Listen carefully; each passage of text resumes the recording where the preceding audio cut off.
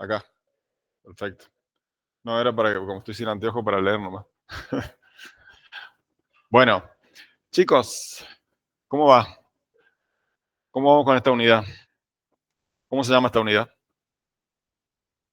Léame ahí lo que dice. Comportamiento del consumidor o del comprador, como les guste más. Eh, que la empezamos a ver la clase pasada, ¿no?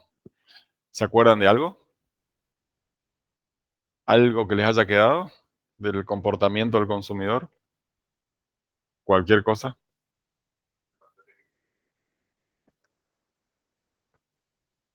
Bien, eso era parte de un proceso, ¿no? Que primero vimos como una estructura de tres grandes secciones. ¿Les suena eso que vimos? Había una primer parte que tenía que ver eh, con eso que recibimos de afuera. ¿Se acuerdan? Que ahí estaba eso que vos dijiste, que eso eran externos o ambientales, estímulos. Bien, esos son los que vienen, estamos todos expuestos, ¿no? Todo lo que tiene que ver con lo político, lo social, lo económico. Y después estaban los que tenían que ver con los de marketing, ¿sí? Que son los que las empresas controlan y utilizan para influir en el comportamiento del consumidor, que son básicamente las cuatro P. Entonces teníamos los estímulos externos que tienen que ver con las variables de marketing y los ambientales. Después nos metíamos en ese nombre que se inspira en los aviones, sí, la caja negra del consumidor, que son todas esas cosas que nos pasan adentro. Hola, buen día. ¿Se acuerdan qué era eso? Eran, también se divide en dos.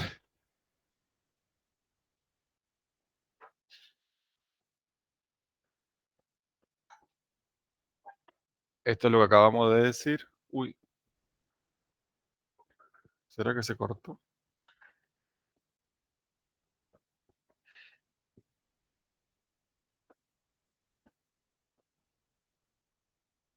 ¿Los que están conectados están viendo la presentación o no? Me parece que no me escucha. Ah, ahora no.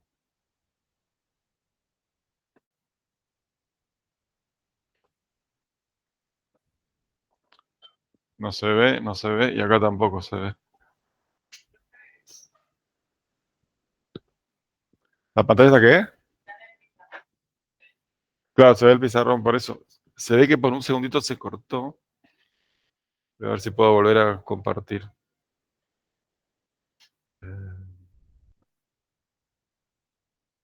Un segundito que vamos a tratar de resolver esto.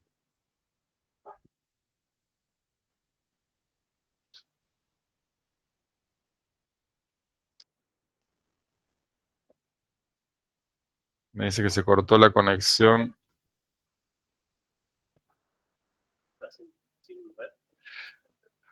Acá me figura como que estoy conectado. A ver si me salgo. Voy a volver a conectarme.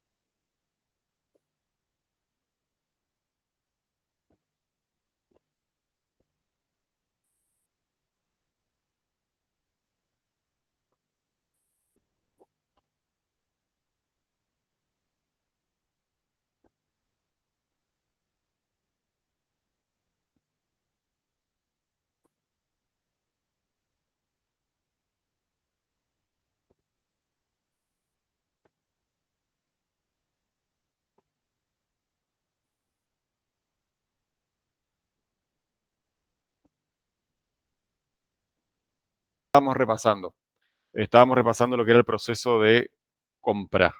Entonces dijimos la parte respecto a los estímulos externos, que dijimos se dividen en los estímulos ambientales y los estímulos de marketing.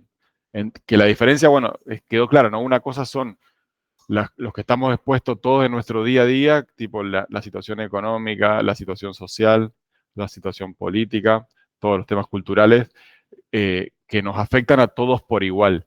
Y después están las decisiones o los estímulos que nos llegan por parte de las acciones que hacen las marcas, que ya dependen de las variables controlables de marketing. Entonces ahí es cuando estamos expuestos a publicidades, a promociones, a acciones de precio, distribución, todo lo que tiene que ver con las 4P.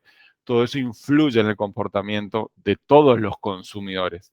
Ahora, ¿cómo afecta todos esos estímulos a cada consumidor? Eso ya tiene que ver con la parte de la caja negra del consumidor que habíamos dicho, que ahí sí ya entran diferencias por cada persona o por grupo de personas, por segmentos, porque ahí tenía que ver qué cosas ya entraban en juego ahí, que ya son más personales, si se acuerdan. El proceso de decisión del consumidor. Eso era, sí, exacto. Eso ahora nos metemos, es la segunda parte dentro de la caja negra. Pero antes del proceso de decisión de compra, estas cuestiones que son más personales, que tiene que ver con, ¿qué empezaste a decir vos? Cultura. Culturales, sociales, personales, psicológicas. Exactamente, que ahí ya entran en juego cuestiones más de cómo fuimos educados, de cómo fuimos criados, en qué ambiente nos fuimos desarrollando, que todo eso nos va formando a nosotros como personas y sobre todo como decisores de distintos tipos de cuestiones. Entonces, cómo nos afectan los estímulos externos tiene que ver también con cómo es nuestra personalidad, que no nos vamos a meter tanto dentro de lo que tiene que ver la psicología general, sino simplemente en nuestro comportamiento de compra. Todos reaccionamos en forma distinta a los distintos estímulos. Seguramente entre ustedes habrá gente que quiere adoptar lo primero que sale al mercado en el sector tecnológico, por ejemplo. Sale una novedad tecnológica y ya la quieren incorporar. Otros, por su forma de ser, van a esperar o no les importa tanto la última en la tecnología y quizá la van a terminar adoptando a esa tecnología, pero más adelante, cuando se masifique, cuando se popularice, cuando Eh, por ejemplo, hoy es parte normal de nuestra vida estar en videollamadas. ¿Sabes qué se cortó? No sé si tiene que ver con... Eh, o sea, internet hay, pero no puedo yo conectarme a la... Ah, ahí está. Ahora está. O sea, tenías que aparecer vos y se solucionaba todo. Bueno, gracias. Ah,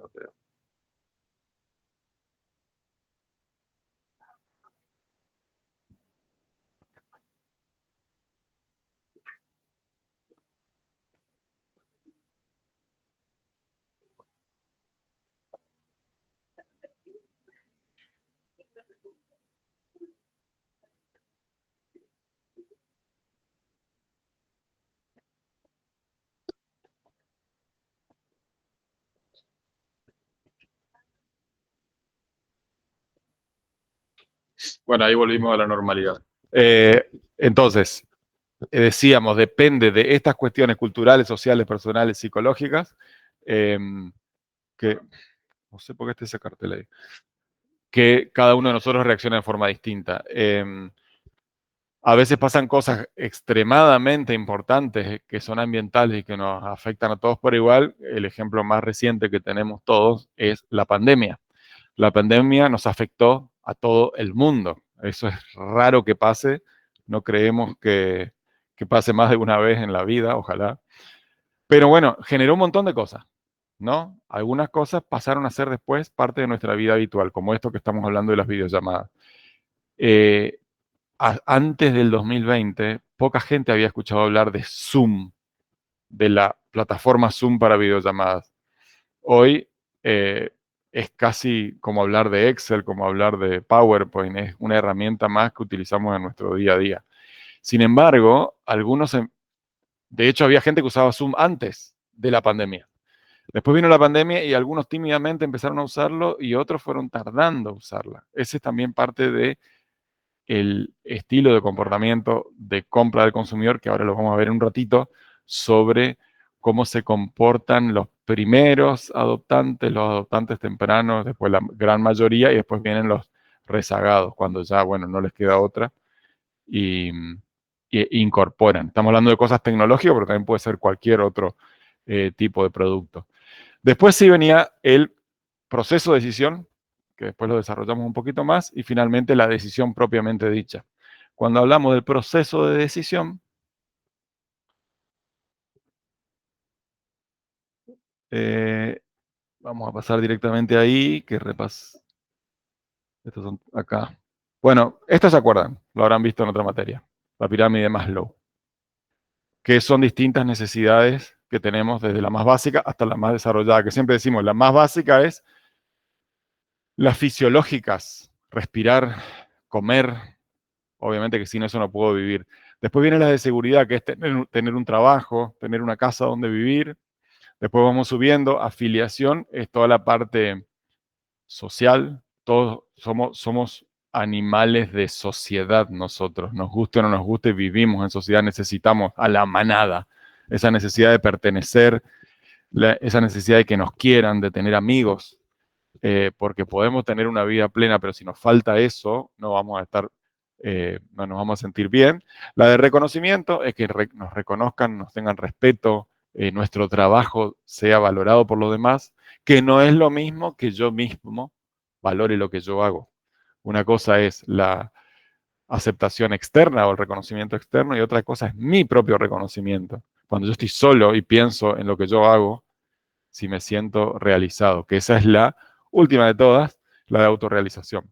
La distancia entre esta y esta es enorme y solamente nosotros somos conscientes de eso. Y encima, estas necesidades son dinámicas, no siempre... A ver si se puede sacar eso desde acá. No, ni idea. Si alguien entiende eso, yo no entiendo nada. Pero bueno, viste que queda como ese mensajito ahí.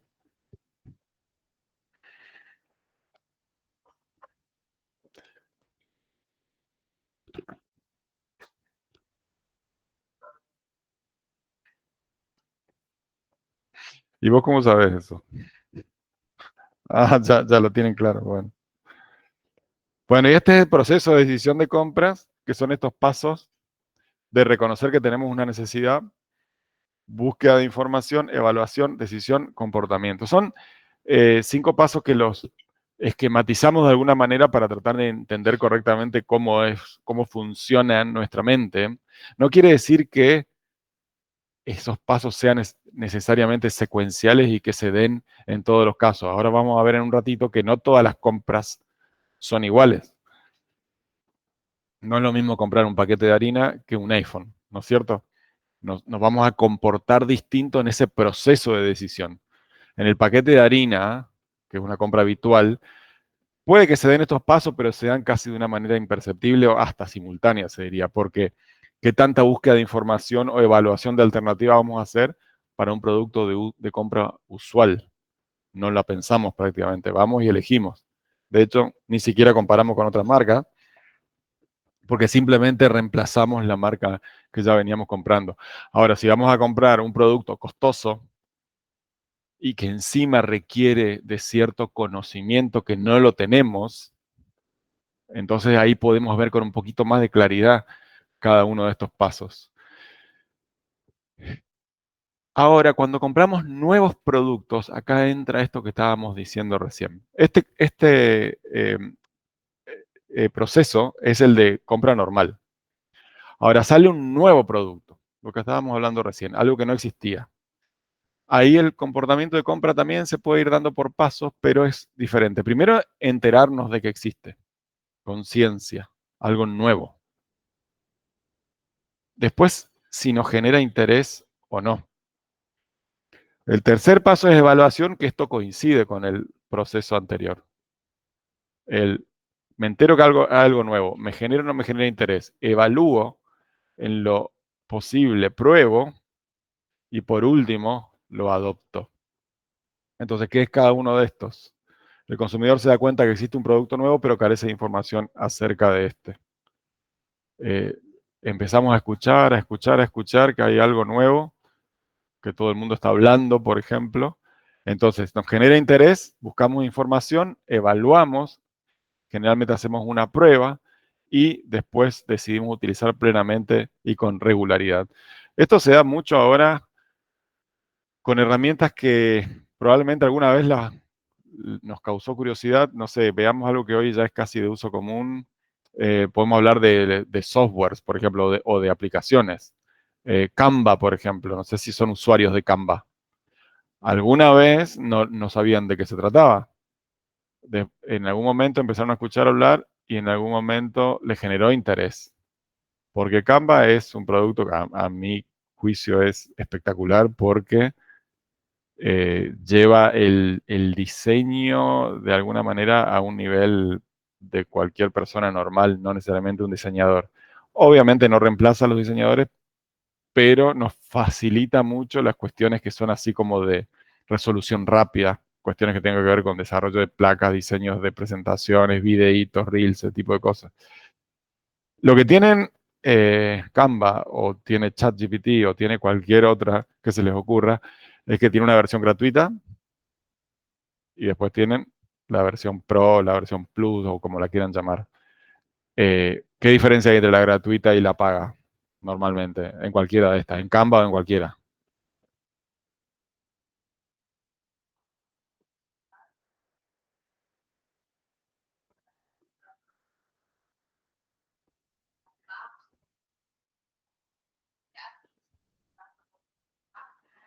Claro, es como que te deja hacer algunas cosas. Cuando te entusiasmas un poquito y querés empezar a hacer más cosas, te dice, no, para eso tenés que pagar. O te pone un límite de la cantidad de cosas que puedes, en ChatGPT, por ejemplo, cantidad de imágenes que te puede generar o cosas así. Como que de alguna manera te usa que te permite el paso 4, pero lo que le interesa en realidad es que lo termines pagando, por supuesto. Entonces, cada uno después decide si realmente le justifica o no le justifica. Y ahí también entra en juego el estilo y comportamiento nuestro. Es parecido al del comprador compulsivo que va al shopping y no se puede frenar a comprarse las cosas que ve en una vidriera y le tientan. Es el mismo comportamiento el que prueba este tipo de herramientas y termina suscribiéndose a todas. Pero en todo caso, la diferencia acá es que primero nos genera conciencia, después interés y después de evaluar y hacer la prueba, ahí definimos si adoptamos o no. Y acá sí, en el comportamiento de compra de nuevos productos, es donde diferenciamos este tipo de lo que llamamos categorización de adoptadores. Lo que hacemos acá es dividir en categorías según la velocidad de adopción de un nuevo producto por la gente. Esto es una estadística general y obviamente que después, cuando hablemos de distintos sectores, puede ir variando esto, pero en general tiene esta forma de campana de Gauss, que es, tenés un pequeñito porcentaje de innovadores, de consumidores innovadores que quieren ya lo nuevo, no esperan a que haya una especie de validación social, sino que sale lo nuevo y lo compran ya, sin pensarlo, porque tienen algo dentro de su caja negra que los hace comportarse como innovadores. Es un porcentaje pequeñito, 2,5%. En la categoría que sigue son los primeros seguidores. En inglés les llaman early adopters, que siguen siendo innovadores, pero ya a un nivel un poquitito más significativo. De hecho, el porcentaje pasa a ser 13,5% en esta estadística. Es decir, ya pasa a ser un segmento un poco más interesante, que es el segmento al que apuntan generalmente los que están en el proceso de desarrollo de un nuevo producto. Acá hablamos del concepto de producto mínimo viable en algún momento. ¿No lo charlamos acá? Cuando vamos a lanzar un nuevo producto, primero hacemos una versión básica de ese producto para probarlo en un segmento pequeño de gente para empezar a validar esa idea nueva que tenemos, para evitar caer en un sesgo de que nosotros estamos enamorados de nuestro proyecto, pero no sabemos realmente, no nos consta que el mercado también lo valore. Asumimos un montón de cosas, estimamos que sí. Generalmente tiene que ver con una necesidad que nosotros mismos la sentimos, entonces ofrecemos una solución que a nosotros nos satisfaría, pero necesitamos asegurarnos de que el mercado entero también. El ejemplo de las viandas saludables, ¿lo hablamos acá? ¿Se acuerdan que decíamos, yo doy por hecho que todo el mundo va a querer tener una solución rápida para la comida, porque no tiene tiempo para cocinar, pero quiere comer saludable? Suena como una solución que todo el mundo la querría, pero ¿de verdad lo quieren o yo nomás creo?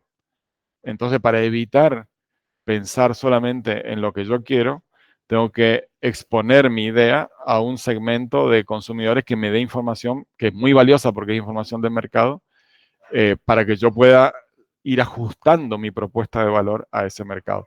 Ese segmento al que tenemos que apuntar sería esto de los primeros seguidores, que son los que estarían dispuestos a probar algo nuevo.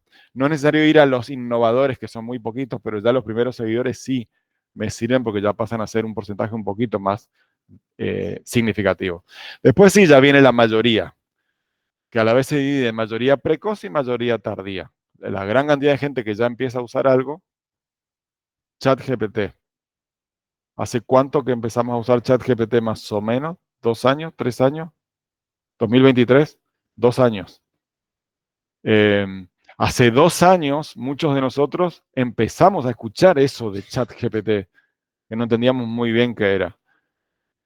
Cuando vimos, me pongo en el lugar de la mayoría tardía, cuando vimos que todo el mundo hablaba de eso y todo el mundo lo usaba, dijimos, bueno, che, me estoy perdiendo de algo y ahí nos pusimos a usarlo todo. Y hoy ya es también parte de nuestra vida cotidiana. Y después de todo eso vienen los rezagados, que son los que cuando prácticamente no les queda otra, ahí adoptan la tecnología, que eso ya es un porcentaje también que va disminuyendo. Pero esto es más o menos como podemos decir que son las distintas categorías del comportamiento de consumidores según el comportamiento para adoptar nuevos productos. Esto nos sirve para entender cómo se va a ir moviendo desde el punto de vista del marketing algo nuevo que tenemos que intentar llegar a la mayoría precoz lo antes posible. Fíjense que hay un espacio en blanco entre los primeros seguidores y la mayoría precoz, que le llaman el abismo, porque el salto de una categoría a la otra es la más difícil. Si no, nos vamos a quedar en un eterno nicho. Si nosotros queremos llegar a un nivel más masivo, tenemos que lograr que haya una mayoría que lo adopte. Y en el proceso que vimos antes de comportamiento de compra de nuevos productos, es en la etapa de evaluación y de prueba donde nos tenemos que lucir para llegar a la gran mayoría. Eso de darle una prueba gratuita, pero no tan gratuita, o sea, que tenga ciertos niveles de atributos que se puedan poder usar, pero no todos, es la clave como las empresas de tecnología empiezan a llegar a la masividad. Yo tengo un amigo, un colega, que lanzó una aplicación que está buena, se llama AI, o sea, AI, de inteligencia artificial, Selfie, que básicamente trata de un software que cualquier selfie que vos te saques, te la intenta convertir o te la convierte en una foto profesional para utilizar en LinkedIn, en un flyer, en lo que sea. Está buena la idea, pero no te permite prueba gratis. Y eso es tremendo como le frena a la gente porque le tienta el producto, pero tenés que pagar directamente para poder probarlo. Y conversando con él le decía, ¿por qué no le das alguna muestrita por lo menos para que la gente vea que se puede usar? Dice, no, porque la gente se va a sacar una selfie y ya está, no va a necesitar más el producto. Es como que está en ese proceso de decir, ¿qué tan gratis le puedo dar para que después quiera comprarlo? Porque a lo mejor le doy eso gratis y listo, con eso. ¿Cuántos de ustedes pagan ChatGPT, por ejemplo? ¿Una? Nadie más. Bueno, obviamente que no son tontos los de ChatGPT. Por alguna razón, por algún otro lado, están monetizando. Algunos también están. María Julia, tu mano sigue levantada. ¿Vos querés decir algo o te olvidaste de tu mano levantada? Se durmió María Julia.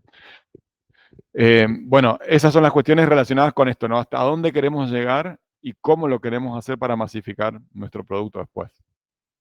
Facebook es gratis y va a seguir siendo gratis siempre. De hecho, ellos mismos lo anunciaban así. Instagram también, pero porque su monetización viene por otro lado. ¿Quiénes le dan plata a ellos? ¿Cómo gana plata? ¿Gana plata? Anuncios.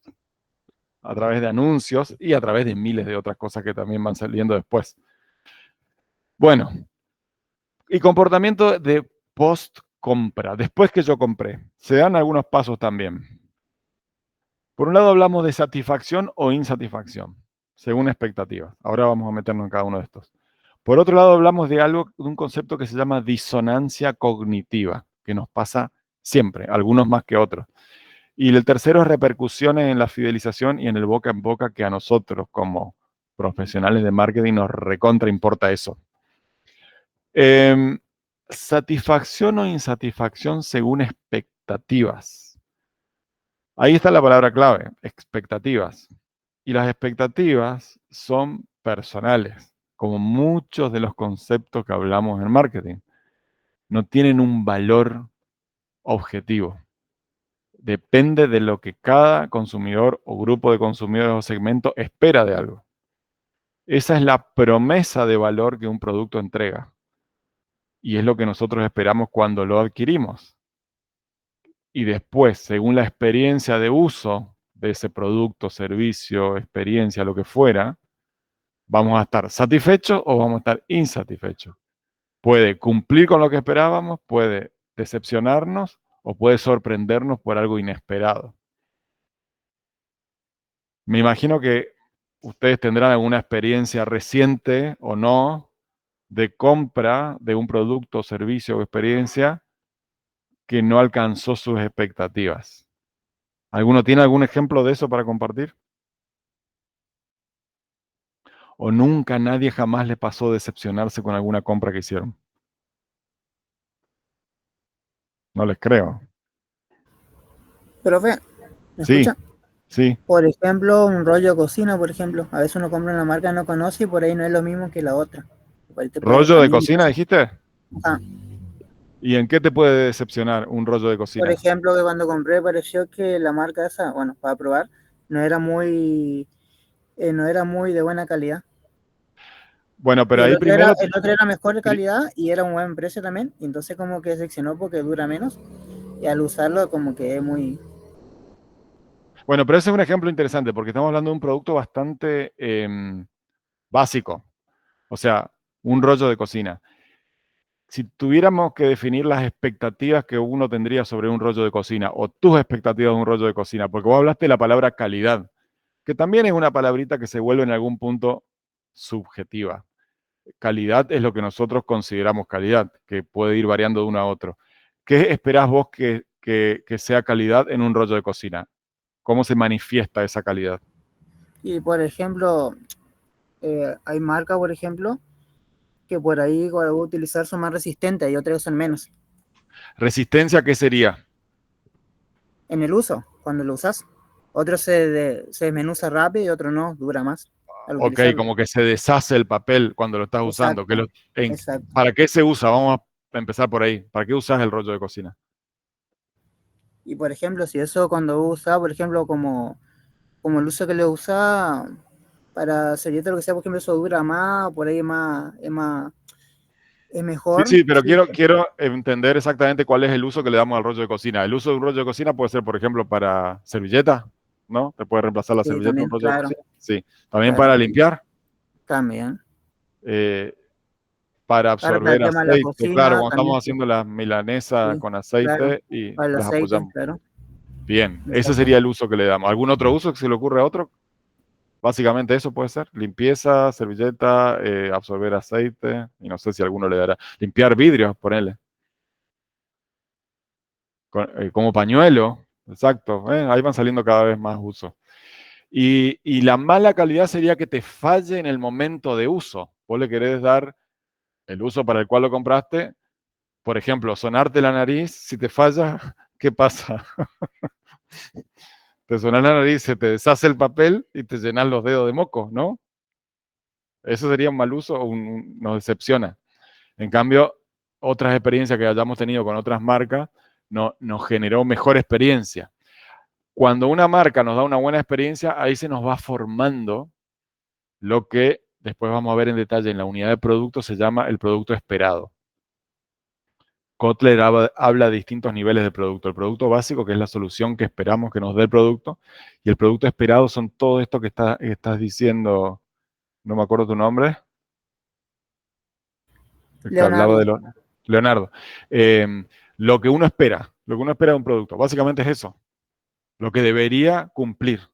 Si cumple, correcto, no me sorprende, pero tampoco me decepciona. Si no cumple, me decepciona. Y si supera, no sé en qué puede superar un rollo de cocina, ¿se imaginan?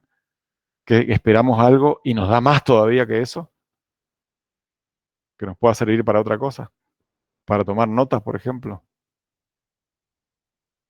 para tomar apuntes en la facultad, venís con el rollo de cocina.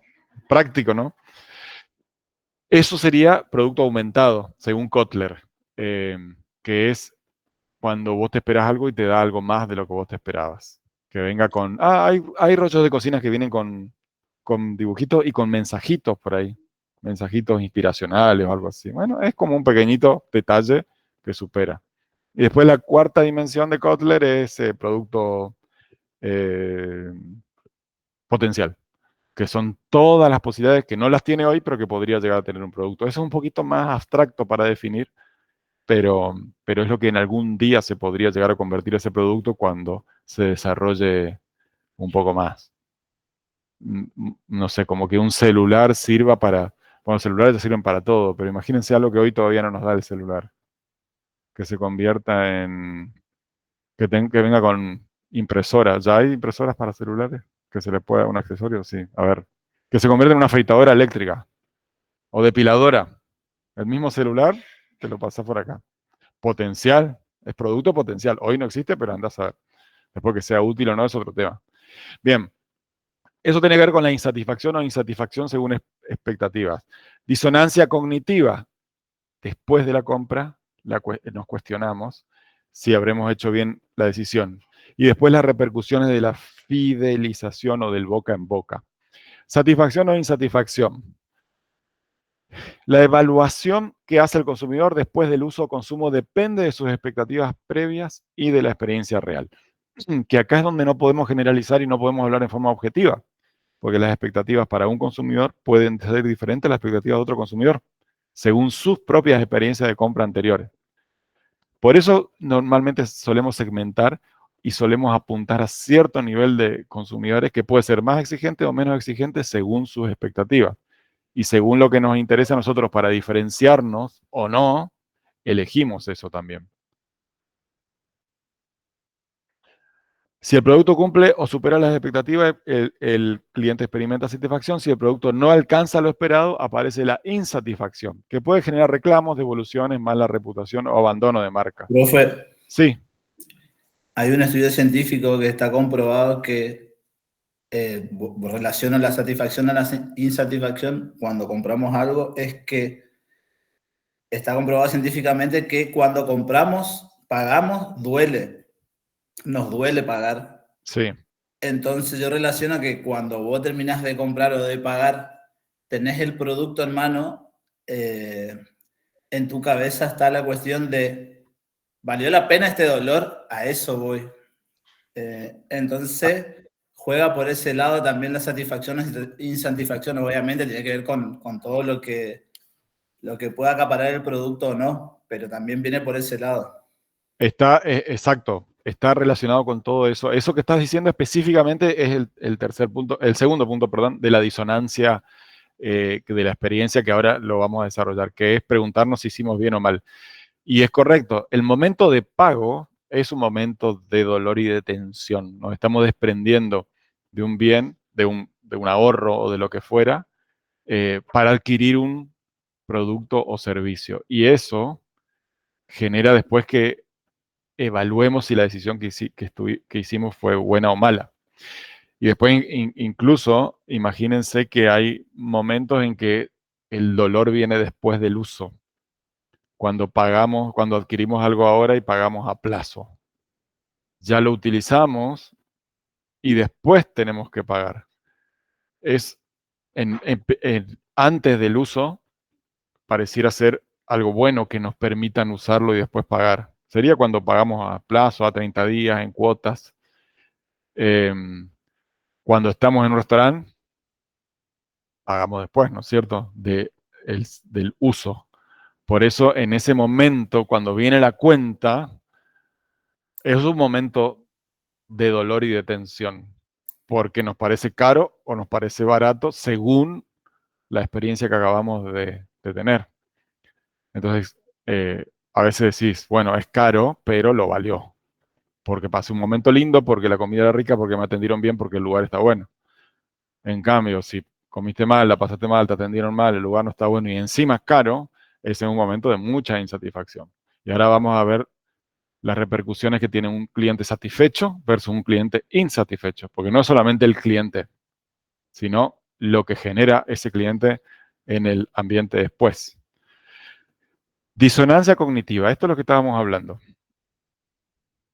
Es el conflicto interno que puede sentir una persona después de realizar una compra, especialmente si fue una decisión difícil o costosa. Obviamente, si estamos hablando de productos baratos de uso común, esta disonancia no nos afecta tanto porque no nos duele tanto.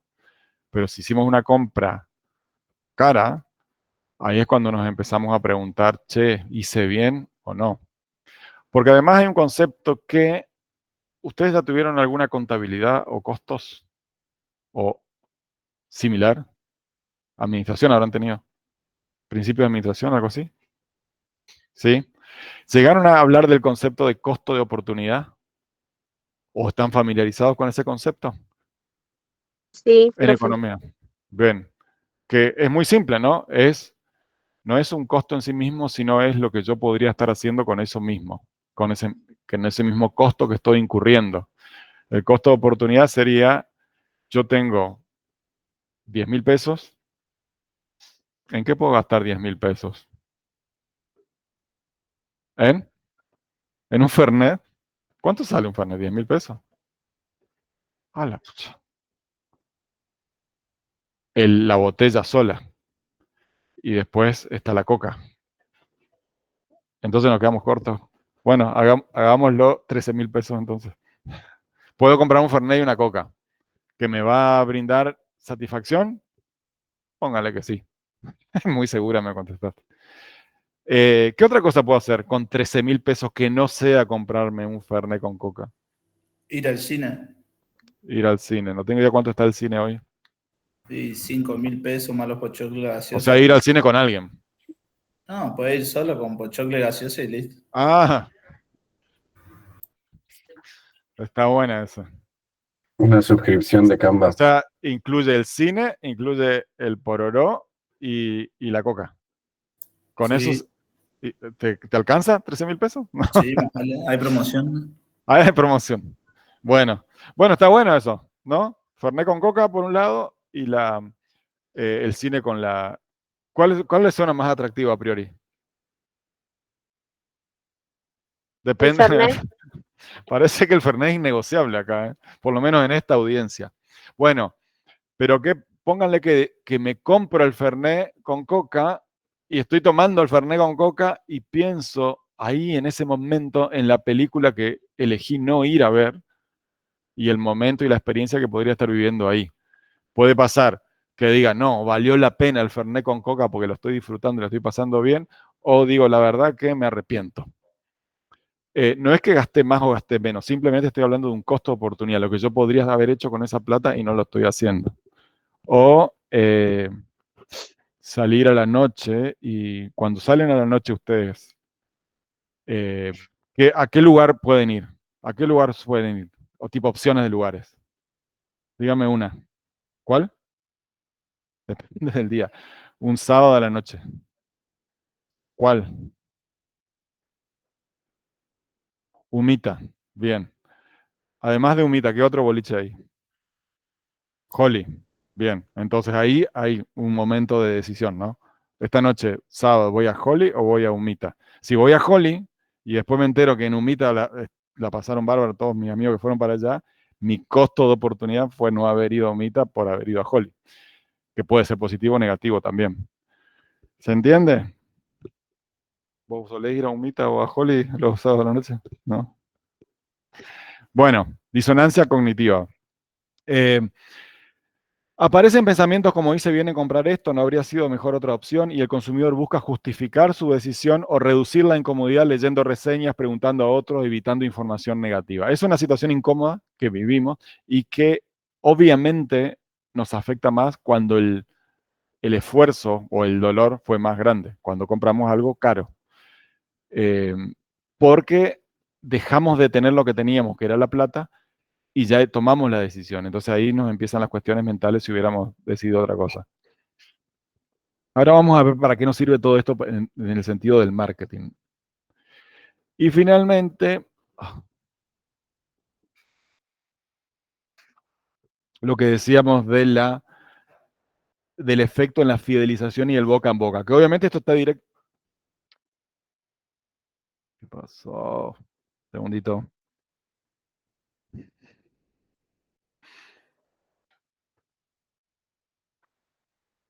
Hoy estoy con problemas.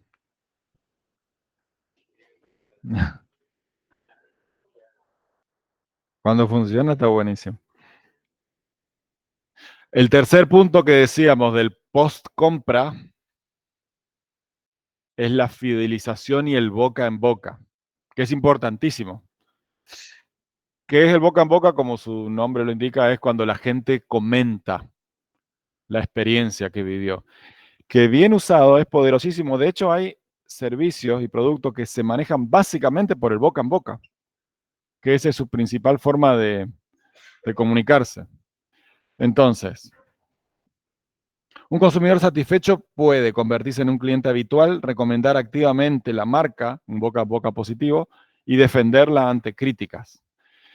Ese consumidor, ese embajador de la marca es valiosísimo.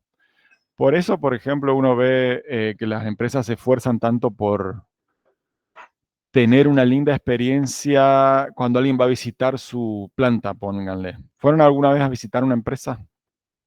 ¿Cuál, por ejemplo? Que se acuerden. ¿Quién contestó que sí? Se escondió. ¿Qué visitaste?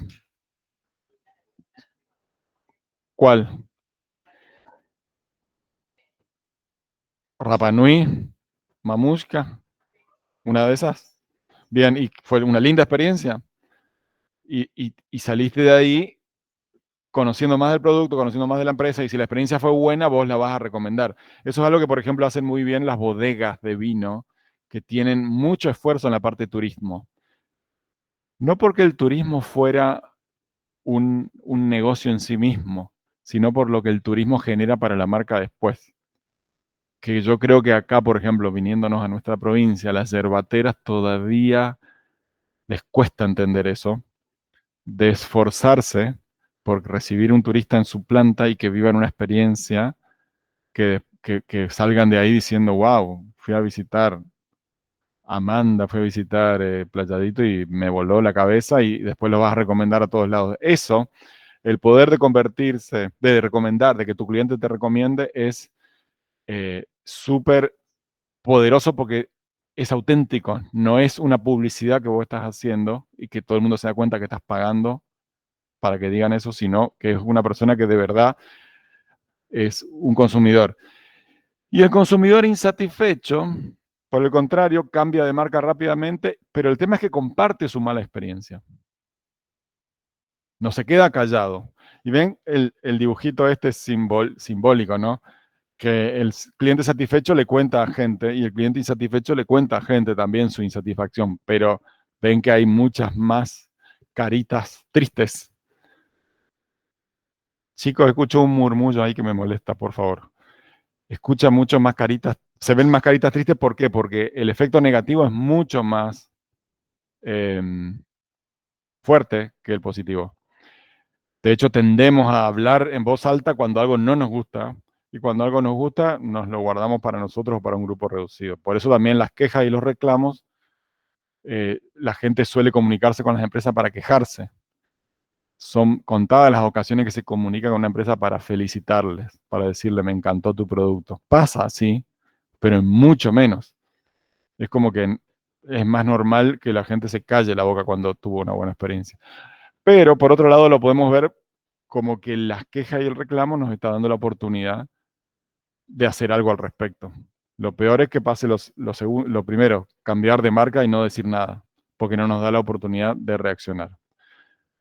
Entonces, esos son partes del comportamiento post-compra, la satisfacción o insatisfacción, la disonancia cognitiva y las repercusiones en la fidelización o lo contrario a la fidelización. ¿Estamos? Ahora vamos a hablar de tipos de comportamiento de compra de consumidor en función a un par de variables que vamos a ver. Hasta acá, ¿cómo venimos? ¿Tienen alguna duda? ¿Se entendió todo este concepto del comportamiento post-compra y lo anterior del proceso de nuevos productos y cómo tenemos los innovadores y los primeros adoptantes, la mayoría temprana, la mayoría tardía y los rezagados? Hasta ahí todo claro, ¿no? No es difícil esto. Bien. Tipos de comportamiento de compra del consumidor. Acá vamos a empezar a diferenciar sobre los comportamientos simples, las compras simples o habituales y las compras que son un poquitito más complejas, porque no es la misma forma que se va a comportar el mismo consumidor según la situación de compra. Si bien la caja negra y todo lo que estuvimos viendo va a terminar afectando, pero el tipo de compra nos va a afectar por igual a todos, más allá de que algunos lo resuelvan de una manera más simple que otras. Pero lógicamente los productos más caros no nos comportamos igual que los productos más baratos. Eso sí podemos generalizar. Entonces, por un lado, hablamos de una variable que tiene que ver con alta o baja participación. Participación en el sentido de involucramiento, de meterme a analizar el producto que estoy comprando. Ese involucramiento mío con la decisión va a variar según el tipo de producto o de compra que estoy haciendo. Puede ser mucha o puede ser poca. Y las otras variables es si yo considero que hay diferencias significativas entre marcas o no. Medio que todas las marcas me dan igual, que también está relacionado con cuánto conozco yo de ese producto. No sé si se les ocurre alguna categoría de producto donde cualquier marca medio que da igual nomás, no hay tanta diferencia. Las harinas comunes. ¿Cómo? Las harinas. Las harinas comunes. Las comunes serían las 3.0, creo, ¿no? Sí, puede ser 3.0 o 4.0, pero Como que normalmente da cuando igual. vamos Muy bien. comprar. Esa, por ejemplo, cuando hablamos de producto harina, a todos a mí también me pasa lo mismo, que me da igual cualquier harina, pero a todos les da igual o alguno ve una diferencia. No, acá tenemos un Profe, no. A ver un segundito, vamos a escuchar acá por qué. Bueno, por ejemplo, la ¿Sos harina 3, cocinera? sí. La harina 3 ceros sirve más para hacer panes y esas cosas, y la 4.0 es más para hacer tartas, cosas más finas. Y vos haces esas cosas. Sí. ¿Y alguien probó esa cosa que vos haces? Bien, yo imagino, sin saberlo, que si alguien utiliza, porque creo que poca gente amasa hoy, como mucho compramos las cosas, los ravioles y los fideos y las tartas, y como mucho las horneamos, pero ponernos a amasar nosotros, cada vez menos, me parece, ¿no? ¿Quién amasa? Que levante la mano. Ah, bueno, mira, bastante, che. Voy a tener que cambiar mi ejemplo entonces. Y veo que los que están conectados también. ¿Esto habrá sido un efecto pandemia? No, usted era muy chico en la pandemia. Porque en la pandemia todo el mundo se puso a hacer masa madre. Empezaron a experimentar con la masa madre. ¿Saben lo que es la masa madre? Que yo no sé definirla muy bien. ¿Quién puede explicar lo que es masa madre? Como para que entendamos todos. ¿Alguien sabe explicar lo que es masa Es madre? una fermentación de las harinas. Fermentación de la harina. ¿Y qué Sí. diferencia, qué se diferencia con la masa común? No, La masa Que no tiene madre, levadura agregada, profe. exactamente, tiene que ver con la levadura La levadura artificial, agregada. Ah, artificial o algo natural. La masa madre es natural y todo lo otro que compras tiene procesamiento. Y el y, tipo de levadura que le da a la masa es distinta. ¿y eso qué significa en el términos de consumidor de eso? ¿En qué me Eh, cambiaría? Te cambian lo natural, te cambian que la masa madre es natural y la levadura es artificial. Sí, pero ¿cómo lo Facilita la noto? No, digestión. bueno, ahí tiene que ver con el tema de, por ejemplo, puede ser una tradición o puede ser el tema de que vos tengas conocimiento de lo que consumís, la conciencia de consumo sería. Bien, Porque, acá me sirve esto como ejemplo para hablar. Yo siempre les voy a machacar algo. Siempre tenemos que hablarle al consumidor en términos de qué le genera, qué beneficio, qué valor le da algo. Entonces, si yo me mato describiendo lo que es la masa madre, qué implica en términos de natural, etcétera, me estoy concentrando en el producto. Estoy hablando del taladro y no del agujero. Estoy hablando de la virome y no de escribir. El Eh, beneficio para el consumidor, profe, en concreto de la masa madre, tiene que ver con que facilita la digestión, es un producto más liviano. De hecho, los alérgicos al gluten, no los celíacos, pero los alérgicos al gluten pueden consumir productos de masa madre, y después todo lo saludable en general, digamos. Ahí está. Gracias, Rita. ¿Entienden entonces, no? Ahora sí estoy entendiendo. A mí que me hablen de levadura natural o artificial o sea, a ver, sí, entiendo que es más saludable, pero realmente, ¿en qué me va a cambiar a mí comer un pan de masa madre o un pan de masa, no sé cómo se llama, el otro, tradicional? Rico, Bueno, el la de masa digestión madre. y encima que los celíacos pueden comer masa madre sin problema. Ahí estamos hablando de beneficios reales para el consumidor.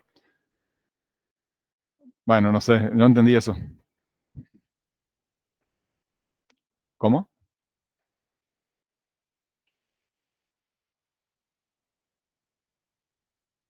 ¿Y qué pasa si yo publicito que mi pan de masa madre es apto para celíacos? Estoy mintiendo. Voy a matar a alguien. Bien. El pan de masa madre es, Ah, ok, para ok, mí es entendí más mal rico yo. y esponjoso. Perdón, ¿qué dijiste, Maitena? ¿O no sé quién habló? El pan de masa madre para mí hace que es más esponjoso que con levadura. O sea, todo Bien, lo que hagas con masa madre es más esponjoso y como más rico. bien. Una cosa es esponjoso y otra cosa es rico. De vuelta, describir el producto o explicar el beneficio. Cuando le hablo al consumidor, expliquémosle qué le va a generar a él. Esponjoso, sí, bueno, es como que es estético, ¿no? Pero ¿es más rico o no es más rico? ¿O me va a hacer más saludable o no más saludable? Estamos hablando de masa madre como podríamos estar hablando de cualquier cosa. Siempre dejemos de describir tanto el producto. Después podemos explicar por qué y ahí describimos el producto. Pero siempre enfocarse en qué le significa al consumidor ese beneficio. Bueno, entonces estamos hablando de estas dos variables, ¿no? De alta implicancia o participación o baja participación y diferencia significativa entre marcas y no. Bueno, y dijimos una categoría que no hay tanta diferencia significativa, salió el ejemplo de la harina y terminamos hablando de la masa madre.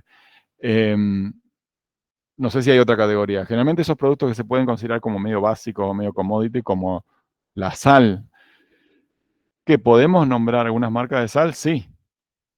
Por ejemplo, Dos Anclas y otra. Celusal. Celusal y Dos Anclas son básicamente las marcas que todo el mundo conocemos. ¿Cuál es mejor? La verdad, nos da igual, ¿no? Entonces, no hay diferencia significativa entre las marcas. No va a ser esa. Quizá comprar una marca nos da cierta seguridad de que al ser conocida debe ser buena. ¿Les pasa? Ayer, por ejemplo, em, quería comprar una esponja para lavar los platos. ¿Cómo saben si una esponja para lavar los platos es buena o no es buena? ¿Qué esperamos nosotros de una esponja para lavar los platos? ¿Cuál es el producto esperado? Que dure. Esa es buena, que no se desintegre a los dos usos. ¿Y qué otra cosa esperamos de una esponja? En el Que momento no que te raya estamos... el teflón. Que no se raya el teflón cuando limpias. Ah, que no se raye el teflón. Eso también un poco depende de nosotros, ¿no? Pero las esponjas normalmente tienen un lado suave y un lado duro. Entonces, si lavamos el teflón, ¿cuál tenemos que usar? Bueno, pero la esponja, generalmente estamos lavando y genera espuma, ¿no es cierto? No sé si eso depende del detergente o de la esponja, pero la esponja puede ser que también haga eso. Bueno, cuestión que tenía que comprar una esponja. Cuando ustedes van a comprar una esponja, si es que alguna vez lo hicieron, ¿qué miran? ¿El precio? ¿Alguna otra cosa? Son todas medio iguales, ¿no? Amarillas y verde la partecita dura.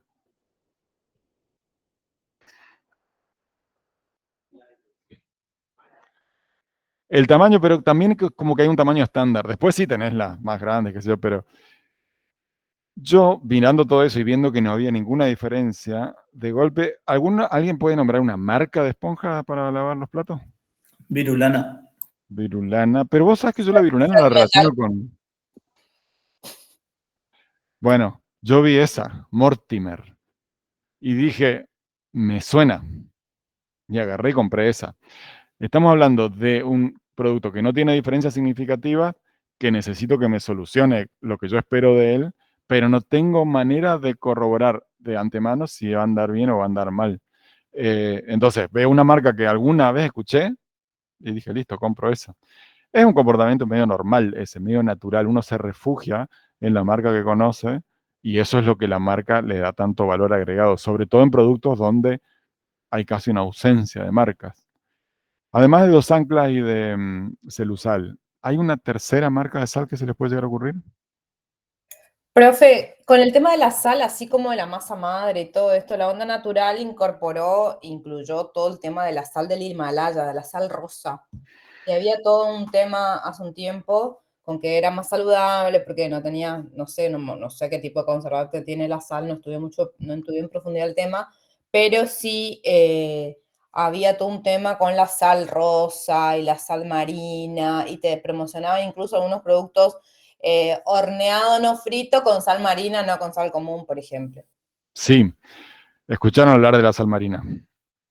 No sé si les significa algo cuando piensan en sal marina, en su mente les piensan en algo que los movería a comprar o no comprar.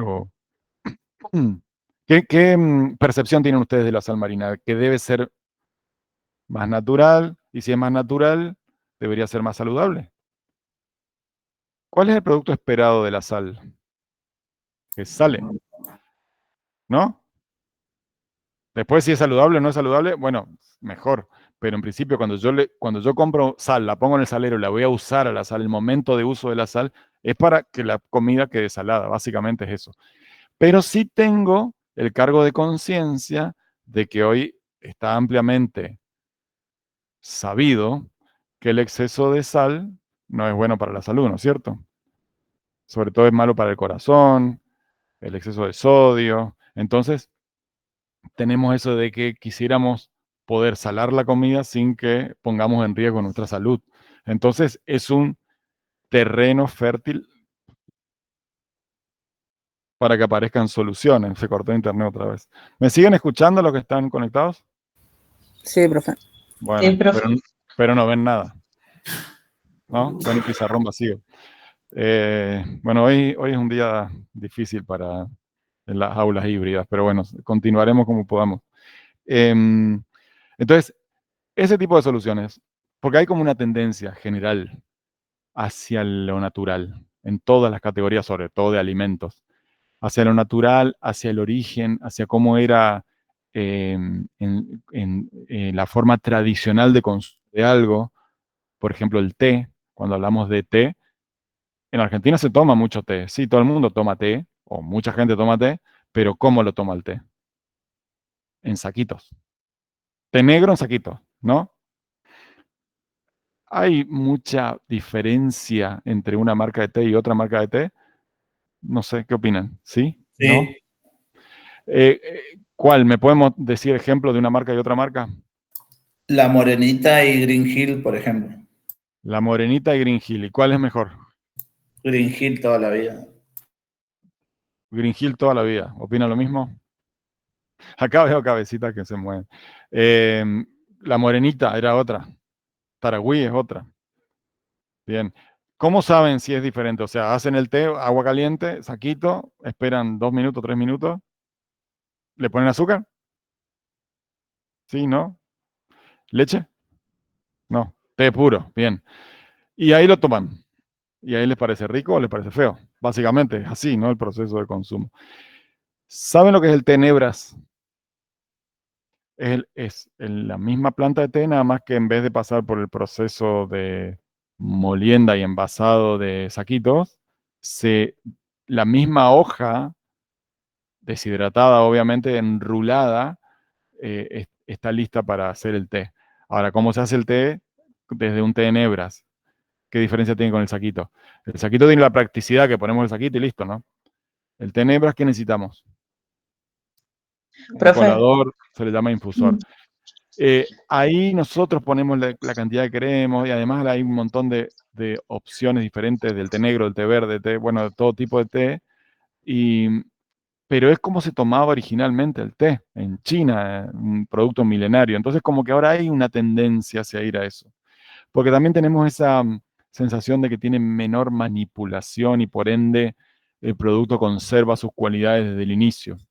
Estamos hablando de té como podemos hablar de cualquier categoría. Hoy las tiendas naturistas están proliferando cada vez más. Entonces es como una tendencia que abre lugar a que se empiecen a dar esa diferencia. Hablábamos de la sal marina, en el azúcar. ¿Qué categoría de azúcar se empezó a crecer también ahora? El azúcar mascabo. ¿Alguien sabe qué es el azúcar mascabo? A diferencia del azúcar normal.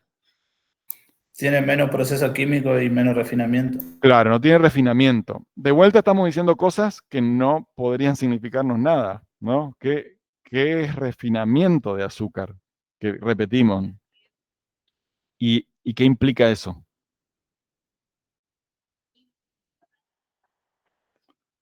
El refinamiento y el darle color blanco a las harinas impacta en la visión, digamos. El producto es más visible o menos visible, pero no modifica mucho.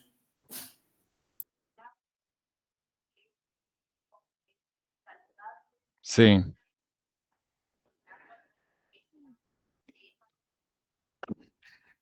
Bien, pero ¿por qué entonces queremos marrón si el blanco es más lindo? Es más sano, porque el proceso de blanqueamiento, de refinamiento y todo eso que implica utilizar productos químicos que en el fondo estamos llevando a nuestro estómago. ¿Se acuerdan cuando hablamos de Cósmico? Creo que hablamos varias veces.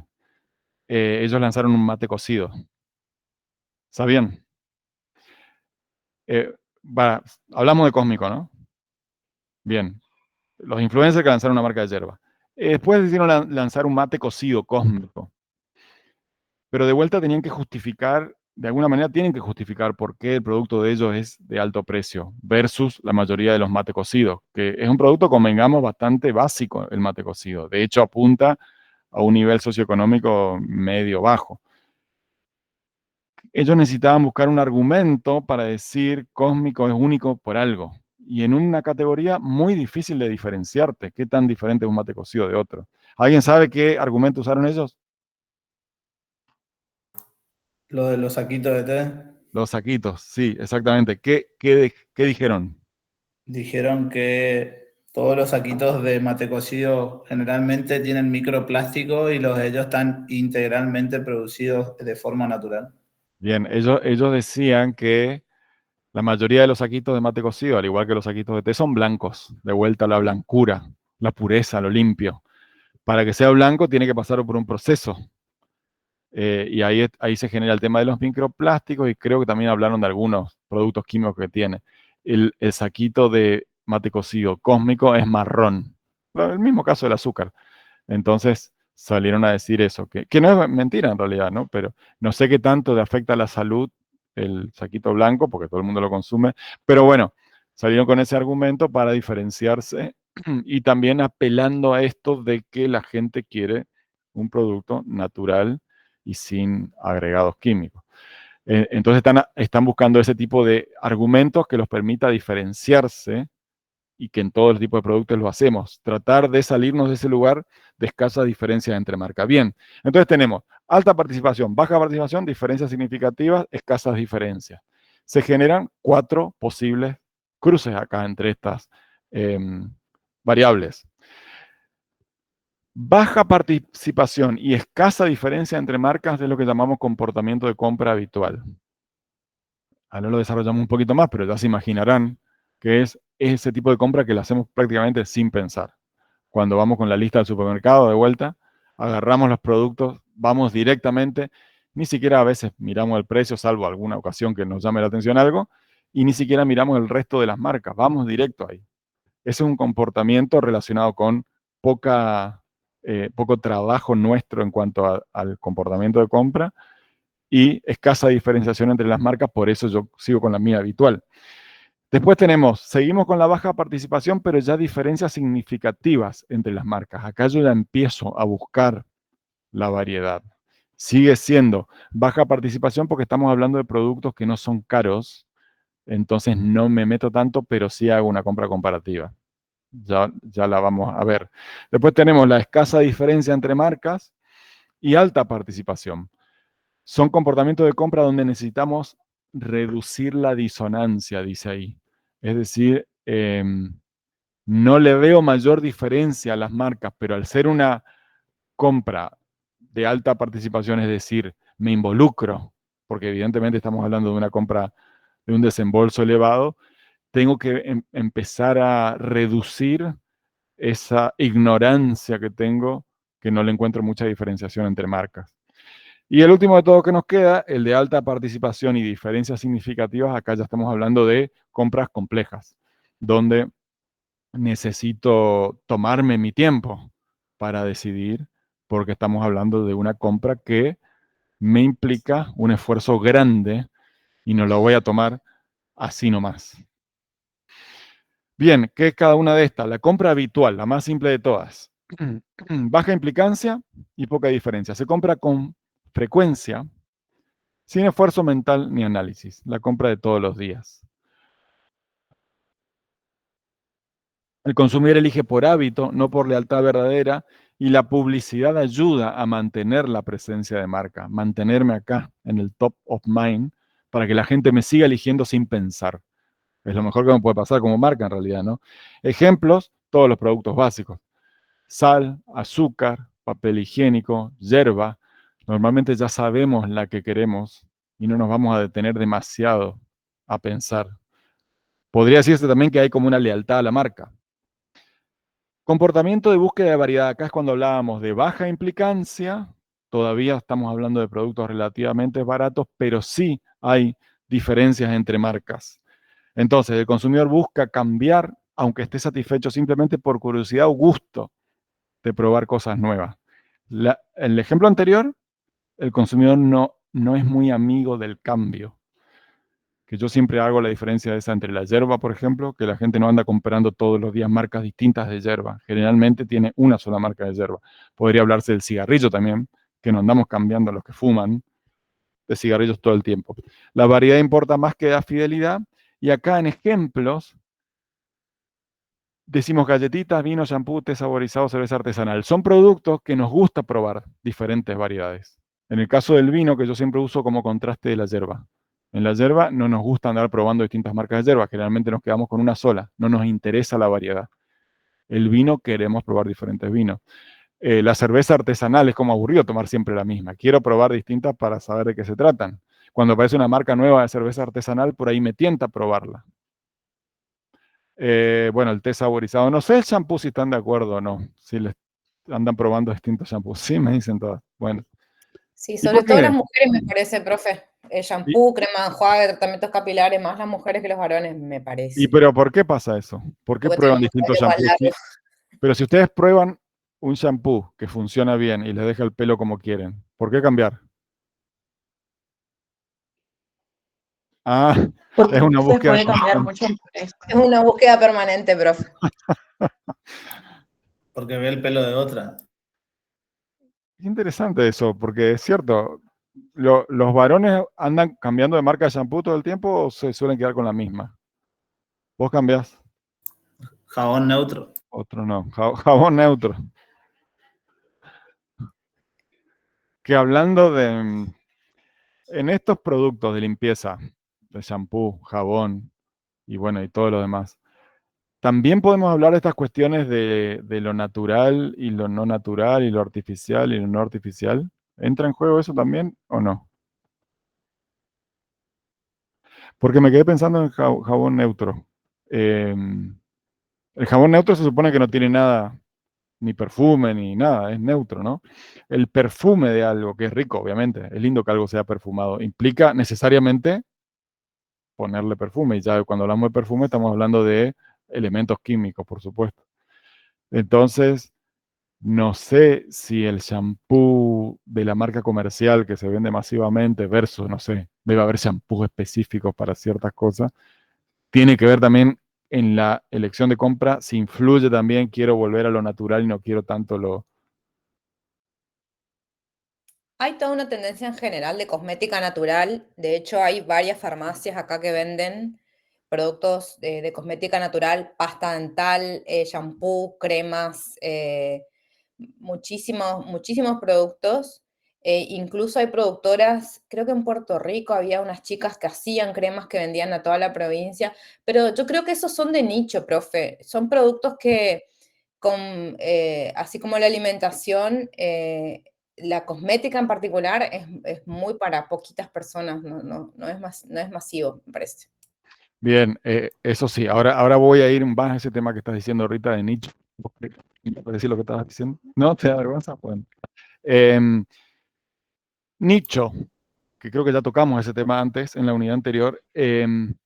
Fíjense que todo este tema de lo natural y lo que no tenga nada artificial, incluso nos podemos meter en lo que sea orgánico, todas Profe, estas cuestiones. Sí, algo también que tiene que ver con los productos de belleza y, ¿cómo se dice?, cuidado corporal, que tienen muchas marcas, es que no son testeados en animales. Eso suelen poner bastante. bien, que ahí te metiste con otro tema. Em, que, que un producto haya sido testeado en animales o no haya sido testeado en animales, que un producto haya sido producido explotando trabajadores en Malasia o no haya sido producido explotando trabajadores en Malasia, a nosotros, como usuarios de ese producto, el beneficio que nos genera ese producto a nosotros, ¿nos cambia algo o no? En el estricto uso me refiero, ¿no? ¿En qué nos afecta saber que fue testeado en animales o que fue explotando gente? En nuestra conciencia, en saber que somos parte de una cadena de maltrato, ¿no? Básicamente, animal o humano. Entonces, obviamente me causa más simpatía un producto que no haya usado ni animales ni explotado humanos. Entonces voy a la góndola y hay un producto que dice explotando humanos y animales y otro al lado que dice no explotamos humanos ni animales. Los dos me brindan la misma solución, pero uno sale el 20% más que otro porque no explotó humanos ni animales. Yo como consumidor, ¿qué hago? Chan. Mm, Depende de Primero muchas creo que cosas. depende del bolsillo, del grado de militancia que Que uno tenga. maltraten a los otros si no tengo plata. Sí. Bueno, eso que ustedes están diciendo, eso que están diciendo ustedes en chiste, en realidad, están hablando de Maslow, de la pirámide que acabamos de ver recién. Si yo no tengo plata, quiere decir que estoy en una escala de la pirámide que no pude ascender mucho todavía, porque tengo necesidades básicas insatisfechas, no me sobra la plata. Entonces, ¿qué voy a preocuparme yo por el bienestar animal o el bienestar de los humanos allá lejos en Malasia, como que por estar lejos nos afecta menos? Cuando yo no tengo plata para poder comer. Lo mismo que hablamos en algún momento de los productos orgánicos. Producir orgánico, producir sin ningún tipo de fertilizante agroquímico, aditivo, nada, nada, nada, nada, es más caro, porque el rendimiento que me va a dar la tierra obviamente va a ser menor, porque está expuesto a lo que la naturaleza quiera. Si hay bichos, si no hubo lluvia, lo que sea, yo no puedo hacer nada, porque haga lo que haga, pierde la categoría orgánico. Entonces, lógicamente, si es más costoso hacerlo, el precio también va a ser más caro. Entonces, yo puedo apoyar todos esos movimientos orgánicos, naturales, eh, justos, no uso animales, todo eso. Pero a la hora de tener que pagar yo para soportar, para apoyar todos esos movimientos, Ahí digo, no, mira, me quedo con el tradicional nomás. Se puede hablar o de hipocresía del consumidor, que me quejo de que las empresas hacen esas prácticas, pero después cuando yo tengo que hacer mi parte, no quiero hacer mi parte, que es pagarle al que hace las cosas bien, se puede hablar de eso, o se puede hablar de lo otro, de que todo bien, sí, me encanta, te apoyo, pero no te voy a pagar por eso, porque no me alcanza. Entonces, ese tipo de movimientos generalmente tiene más repercusión en los países económicamente desarrollados, porque la gente tiene plata. Y si tiene plata, puede darse el gusto de pagar un poquito más para apoyar a los productos que hacen las cosas bien. Por eso hay hay supermercados enteros en Estados Unidos, en Alemania, que son 100% orgánicos, por ejemplo, o Fair Trade, que sería el equivalente a los que tienen una certificación de que los trabajadores todos están en buenas condiciones, se les paga bien y no trabajan, no se los explota, se les paga bien, no hay trabajo infantil, nada de eso. Pero en Alemania y en Estados Unidos estamos hablando, ¿no? Acá todavía hay, sí, es un nicho, pero todavía falta para que eso se desarrolle porque va de la mano de la situación económica del país. Y recién hablábamos de nicho cuando nos referíamos a estas cuestiones naturistas, orgánicas, etcétera. Lo interesante en un nicho es cuando efectivamente es un nicho porque no les interesa a las grandes marcas. Obviamente yo, emprendedor, pónganle, no puedo confrontar con una multinacional porque tiene recursos de sobra para pasarme por encima. Pero a una multinacional, los ejemplos de té que dijimos hoy eran la Virginia, la Morenita y Green Hills, ¿no? Son empresas que producen, si ustedes van a sus plantas y ven sus plantas envasadoras de té, son máquinas que hacen, van envasando el té, van haciendo las cajitas, arman y sale todo paletizado, listo para despachar. Si de golpe se ponen a hacer té en hebras, el té en hebras, hay algunos sistemas que más o menos intentan semi-automatizar, pero es muy manual ese proceso. El enrulado del té es muy manual. Entonces, a un emprendedor le puede cerrar la ecuación de hacer un producto manual, específico, natural, de alto valor, pero que la capacidad de producción va a ser siempre limitada. A una multinacional o una empresa grande, meterse en ese negocio, que encima es nicho chiquito, para transformar toda su planta industrial para hacer algo que encima tiene un rendimiento bajísimo, no le va a interesar, no le va a interesar nunca. Entonces ese concepto de nicho, que de alguna manera te estás protegido de la competencia grande, solamente puedes competir contra otros emprendedores, ahí es donde está el valor. Cuando estábamos recién abriendo estos mercados para entender. Profe, ¿me escuchan? Sí, dame un segundito que termino. Dale. Cuando hablamos de estos mercados tan grandes y comoditizados como la sal, el azúcar o la harina, siempre encontramos estos subsegmentos, nichos, donde hay un interés creciente, que no llega a ser masivo todavía, pero que le puede cerrar a un emprendimiento chico y no a una empresa grande. Ahí es donde está el valor para la estrategia de marketing que podemos llegar a tener en ese sentido. Sí, Leonardo, perdóname, ¿qué querías decir? Sí, no hay problema. Entonces sería porque tiene alta participación, así por ejemplo como la harina favorita, etcétera. Me involucro, tiene alta participación, pero no tiene, no me representa quizá tanto dolor en cuanto al gasto, me representa más algo significativo emocionalmente, en el caso que yo simpatice con estas causas de las que hablamos, ¿no? Seguimos, entonces hablábamos del comportamiento de búsqueda de variedad, es baja implicancia y grandes diferencias, estamos en el cuadrante de la derecha de arriba. El tercero es comportamiento de disonancia reducida. Acá es cuando decimos que hay una alta implicancia, pero no entendemos las diferencias que hay entre las marcas. Y yo necesito reducirla. La decisión de compra es relevante o costosa, pero el consumidor no percibe grandes diferencias entre las opciones. Puede generar disonancia post-compra por duda sobre si eligió la mejor alternativa. Ejemplos, compras de seguros, de auto, que es importante porque el seguro es caro, pero no sé muy bien las diferencias entre una compañía y la otra. Los servicios de Internet, que encima te llaman de la competencia para ofrecerte uno mejor y el otro y qué sé yo. Cemento, bueno, si alguno está en la construcción puede llegar a entender la diferencia entre una marca y la otra, pero los que no estamos tan metidos creemos que es muy básico lo que ofrece. Neumáticos, bueno, por ahí podemos diferenciar entre las grandes marcas y, no sé, las chinas, que se nota mucho la diferencia. Pero después, ¿Cuáles son las grandes marcas de neumáticos que ustedes conocen? Pirelli, Bridgestone, bueno, esas. ¿Cuál es mejor que la otra? ¿Hay una que sea mejor que la otra? Es medio comoditizado.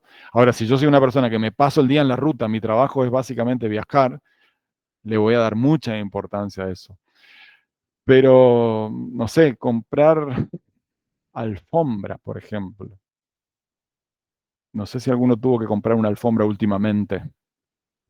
¿No? No es algo que uno anda comprando todos los días. Las alfombras son caras, no son baratas. Ahora, ¿cómo elegir una alfombra? Más allá de la parte estética. ¿En qué tengo que mirar que una alfombra sea buena o mala? Y entran en juego un montón de variables. En la medida que yo me empiezo a meter en ese proceso de compra que vimos antes, voy a ir generando información sobre un producto que a priori soy completamente ignorante. Necesito comprar una alfombra, ¿por dónde empiezo? ¿Qué cualidades tiene que tener una alfombra? La vez pasada hablábamos de la compra de una notebook, creo, o de una impresora, no me acuerdo, que empezaban acá los expertos a decir lo que tiene una buena notebook, pero después teníamos que traducir todo eso en qué le genera eso en cuanto al uso al consumidor, dónde está el beneficio. Entonces, en ese tipo de comportamiento, el consumidor necesita que le den seguridad. Y nosotros, desde el punto de vista de marketing, tenemos que encargarnos de comunicar esa variable que le puede llegar a generar seguridad a un consumidor que no ve la diferencia entre una marca y la otra. Y para eso siempre es fundamental traducir todas las características de un producto en beneficio para el consumidor. Pasar a decir, este producto tiene, a decir, este producto te va a dar, y ahí traducir todo eso en beneficios.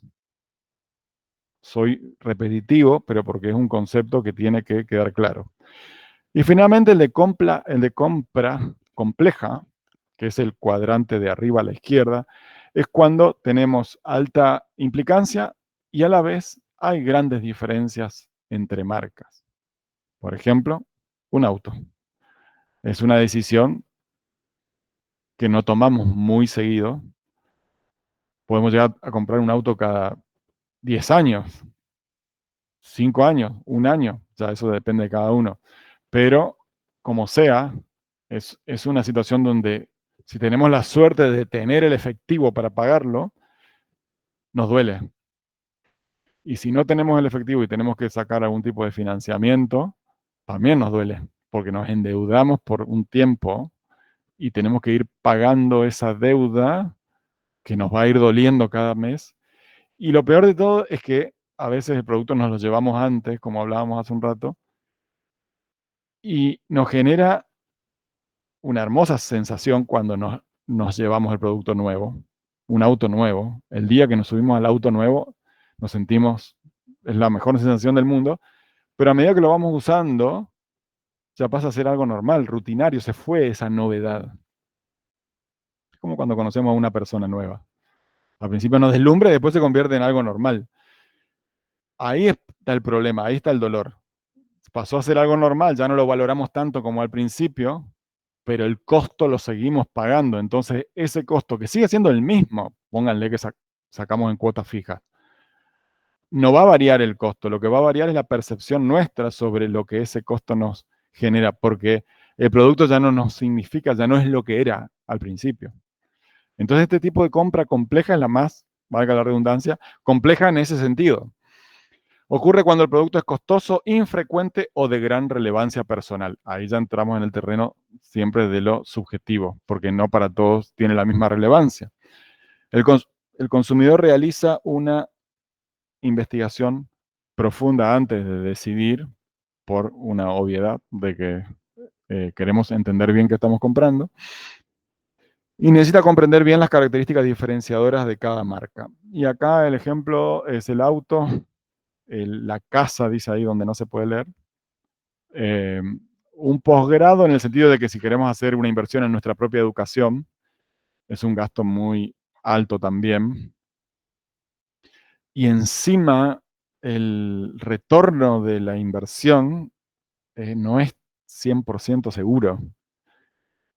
Antes, creo que en algún momento hablamos cuando comparábamos el producto esperado con las personas.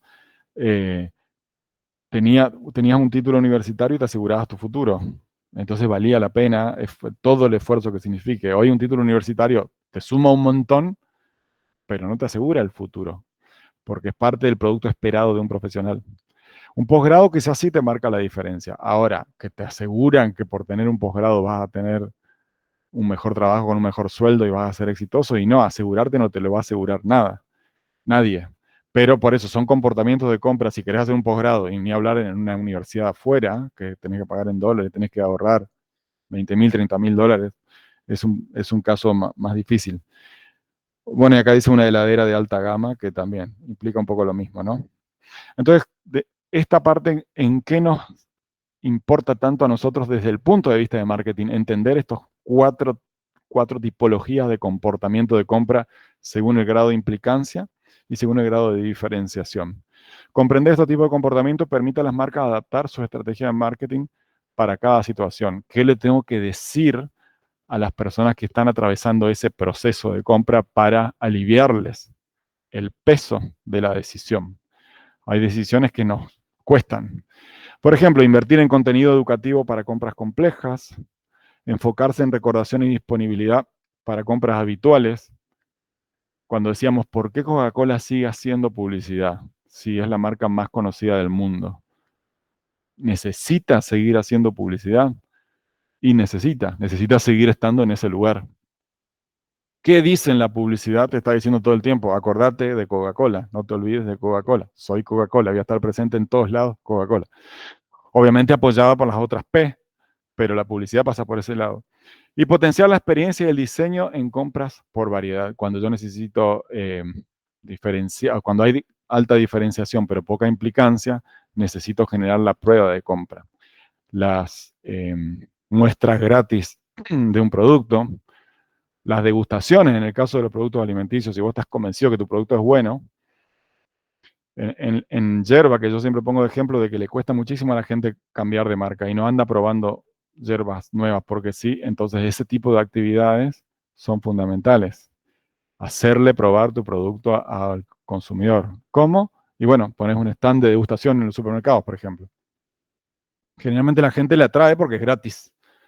Va a venir a probar y si estás convencido de que tu producto es bueno, va a generar ese efecto wow. Y logras que se lo lleve a su casa y si le gustó, es un esfuerzo, sí, porque estamos hablando de un trabajo muy táctico, muy de hormiga.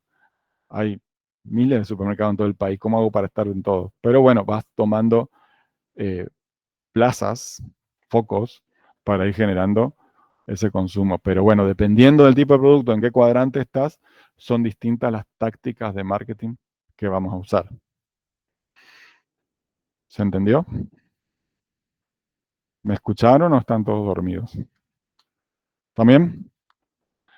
Bien. Bueno, ¿qué vimos hoy hasta ahora?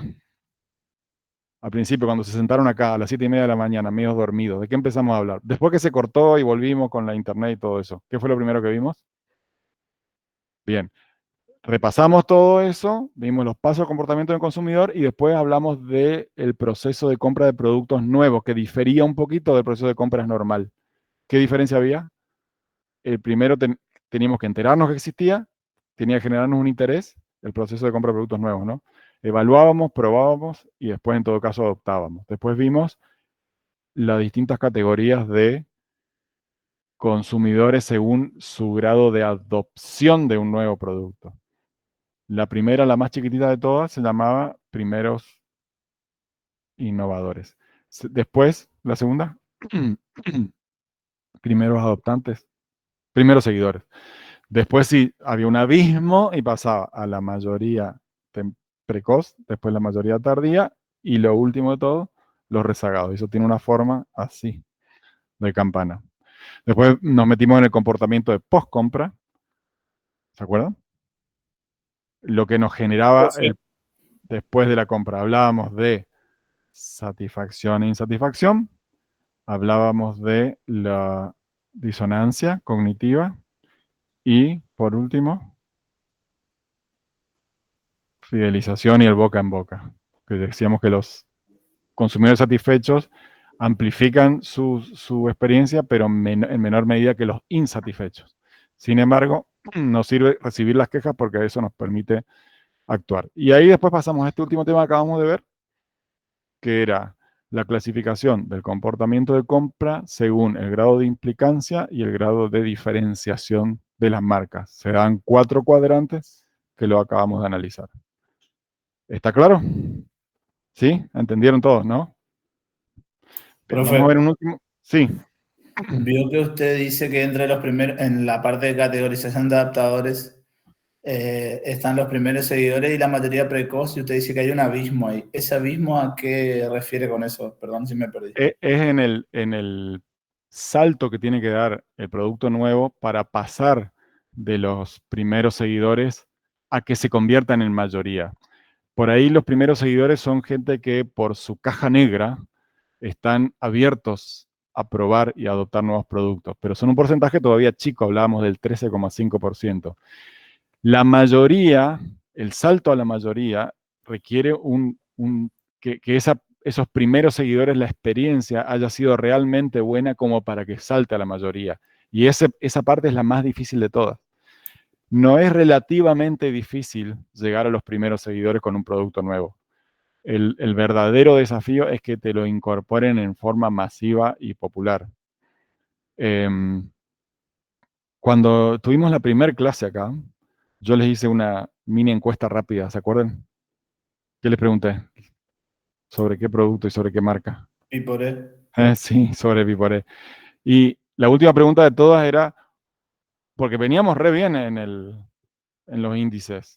Cuando le preguntaba si la conocían, después le pregunté si la habían probado alguna vez, le pregunté si les había gustado. Está bien, era un embudo, pero no era un embudo tan drástico. Y del si les había gustado, a si alguno la compraba habitualmente como su yerba normal, habitual, ¿se acuerdan cuánto fue la respuesta? 0. Es un ejemplo muy casero, pero de pasar a que te lo adopten como producto habitual en forma masiva, es un esfuerzo tremendo. Y estamos hablando de una empresa que es una pyme, pero que tiene recursos, no es un emprendedor piporé. Es una cooperativa importante que factura millones de dólares, que exporta a todos lados. Y fíjense el esfuerzo que hace para que llegar a la mayoría precoz si quieren, y le cuesta una enormidad. A eso se refiere el abismo, lograr que te adopte la mayoría. Ok. En relación con que te adopten los primeros seguidores que por ahí tienen razones más personales de ellos que del producto en sí. O sea, si yo quiero poner un emprendimiento, tengo que apuntar a la mayoría precoz y después lo otro va llegando solo. Apuntar a la mayoría precoz, sobre todo en la instancia de validación de tu producto o servicio. Vos necesitas saber si el mercado valora al igual que lo valorás vos. Eso te sirve para ir haciendo ajustes para llegar al producto final. Después, para que seas exitoso, ahí, bueno, ahí ya depende de muchas cosas, porque primero hay que ver de qué categoría de producto o servicio hablamos, y después ya depende de todas tus estrategias, donde el producto es una de las variables. Acordate que después viene el precio, plaza y promoción también. Entonces, ¿qué tan alineadas tenés esas 4P, esas 4 patitas, para que tengan un efecto rápido o lento en la adopción de la gran mayoría? Además, un emprendimiento por definición es un experimento, es algo que lo vas probando todo el tiempo, entonces es difícil de calcular si va a tener éxito o no hasta que está girando en la calle. ¿Estamos? Estamos, Bueno, profe. avanzamos un tema más, que es la diferencia entre el comprador individual y el comprador organizacional. El consumidor final lo hablamos ya muchísimas veces. El consumidor final, nosotros, los que consumimos productos, nos manejamos básicamente por emociones. ¿Hay un componente analítico y racional? Sí, siempre. Pero mayoritariamente las decisiones de compra se toman por lo que nos hace sentir un producto. En el sentido de que hay una cierta involucración con la marca y esa marca nos pasa a significar algo en el sentido emocional. Quizá no lo podemos explicitar, quizá ni siquiera somos conscientes, pero nosotros tenemos relación de emociones y sentimientos con las marcas que consumimos porque algo nos despiertan en nosotros. Es todo un tema que vamos a seguir estudiando y de hecho cuando nos cuando veamos la materia de comportamiento del consumidor y sobre todo la materia de publicidad, vamos a ver un montón. Pero es un tema neurológico, es un tema que ni siquiera somos capaces por ahí de decidir. Es lo mismo que nos pasa con la atracción que podemos sentir por otra persona o por el grado de afinidad que podemos tener con una persona que nos cae bien. Son cuestiones que por ahí no las vamos a poder describir, o sí, quizás somos conscientes de sí, de qué, pero nos genera un lazo de cercanía. Y también lo opuesto, rechazo. Eso mismo nos pasa con las marcas. Bueno, todo eso que hablamos y que vamos a seguir hablando a lo largo de toda la carrera, es siempre cuando hablamos de comportamiento de compra del consumidor. Emociones, marcas, estilos, impulso. Todo eso se desprende del grado de emoción, pero el impulso es algo que nos pasa también en diferentes medidas según el grado o el cuadrante en el que estemos metidos a la hora de hablar de esto. En cambio, el comprador organizacional, nos referimos a las empresas. Cuando compran, es más racional, busca eficiencia y busca grandes volúmenes. ¿Por qué pasa esto? Y porque no estamos hablando de algo que apela a las emociones, sino estamos hablando de un comportamiento relacionado con necesito comprar un insumo que cumpla con estas características para que yo pueda después elaborar lo que yo hago y que en definitiva es lo que voy a vender. Entonces, además, el comprador de una empresa es un empleado que tiene que rendir cuentas a su jefe o al que fuera a través de ciertos indicadores. Entonces no se puede dar el lujo de hacer una compra impulsiva. Entonces, si a nosotros nos toca, que nos puede pasar, de trabajar en productos industriales, o sea, productos que no se venden al consumidor final, sino que se venden a otras empresas, todo esto que estábamos hablando hasta recién, no tenemos que olvidar. O bueno, no es olvidar, pero sí entender que son otras las variables que se van a manejar ahí. Y es igual de complicado. Entonces, eso se llama, no sé si escucharon hablar del concepto de B2B y B2C. Eso significa business to consumer, que sería cuando una empresa le vende al consumidor final los productos de consumo, y B2B es business to business, o sea, de negocio a negocio. Que es una categoría importantísima, por supuesto que sí, porque estamos hablando de toda una industria que se trata de eso. Pero si yo trabajo en una represa hidroeléctrica y tengo que comprar una turbina para la represa hidroeléctrica, no me voy a mover por cuestiones relacionadas con impulsos, ni por emociones, sino necesito que cumpla con un montón de especificaciones y que encima en algo tan gigantesco como una turbina no hay una variedad muy grande de compradores. Si bien no es donde más se trabaja en el marketing y no es probablemente lo que más se estudia en el marketing, pero sí tenemos que entender que la variable emociones en la compra, en el comportamiento de compra del comprador organizacional pasa a tener muchísima menos relevancia. Y lógicamente es un proceso más técnico y formal. Entonces nosotros, desde las 4P, la P de producto acá pasa a tener mucha más injerencia que las otras, y bueno, la P de precio también, pero cuando hablamos de producto básico esperado, aumentado y potencial en un producto industrial, en un producto que se vende a otra empresa, del esperado al aumentado, generalmente el aumentado no tiene tanta injerencia acá, porque estamos hablando de cosas técnicas, entonces chequear que cumpla con las cosas técnicas, es casi todo producto esperado. Básicamente ese es el concepto que tenemos que entender de la diferencia entre comprador individual y el organizacional. Entonces, ¿qué puede pasar? Que nos toque trabajar en empresas de ese tipo. El marketing no va a apelar tanto a las emociones y a los sentimientos, sino que va a ir por otro lado. La clase pasada hablamos en un momento de una historieta que yo les hablé, que nadie conocía. ¿Recuerdan? Está subida al aula virtual. ¿Alguno la leyó? ¿Cómo? ¿En principio? Bien, yo no se los recordé, pero supuse que alguien la habría leído. Nadie la leyó. ¿Vos la leíste? ¿Te gustó? Bueno, ¿alguien de los que está conectado la leyó? Sí, Rita. Em,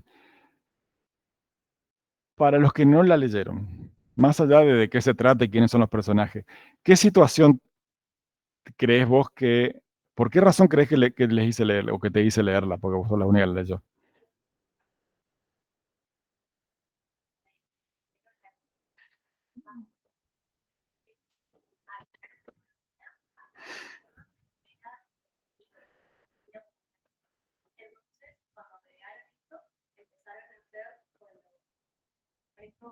Menires.